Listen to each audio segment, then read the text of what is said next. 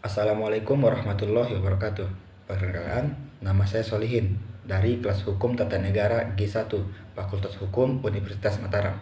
Di sini saya ingin menyampaikan tentang pengertian, objek, dan perbedaan antara hukum tata negara dengan ilmu negara. Pengertian hukum tata negara. Istilah hukum tata negara berasal dari bahasa Belanda, yakni Staatsrecht, yang berarti hukum negara.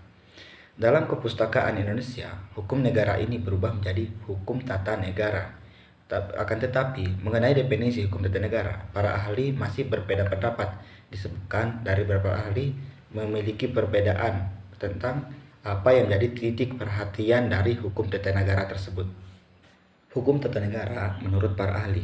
Menurut Kusmadi, hukum tata negara merupakan hukum yang mengatur tentang bentuk dari negara serta pemerintahannya. Sedangkan J.R. Telinga menyebutkan bahwa hukum tata negara adalah hukum yang mengatur mengenai kewajiban serta wewenang dari alat perlengkapan negara, serta mengatur hak-hak dan kewajiban warga negaranya. Pembagian hukum tata negara. Hukum tata negara sendiri terbagi menjadi dua, yakni hukum tata negara positif dan hukum tata negara umum. Hukum tata negara umum ini merupakan hukum tata negara yang mengkaji tentang asas-asas, prinsip-prinsip yang berlaku secara umum. Sedangkan untuk hukum tata negara positif adalah hukum tata negara yang terikat pada waktu dan tempat tertentu. Misalnya hukum tata negara Inggris yang berlaku hanya pada Inggris saja. Kemudian hukum tata negara Indonesia yang berlaku hanya di Indonesia saja. Yang selanjutnya adalah objek hukum tata negara. Objek hukum tata negara itu sendiri adalah negara, yang dimana negara dalam artian bergerak. Bergerak di sini artinya adalah negara menjalankan tugas dan wewenangnya yang dijalankan oleh alat-alat perlengkapan negara itu sendiri. Yang selanjutnya adalah kedudukan atau status hukum tata negara. Hukum tata negara tergolong ke dalam jenis hukum publik, dikarenakan hukum tata negara juga mengatur tentang kepentingan umum, yang mengatur hubungan antara negara dengan alat perlengkapannya, mengatur antara kepentingan seorang dengan orang lainnya, serta mengatur kewajiban tentang hak dan kewajiban-kewajiban warga negaranya. Yang selanjutnya adalah pendekatan-pendekatan dalam hukum tata negara.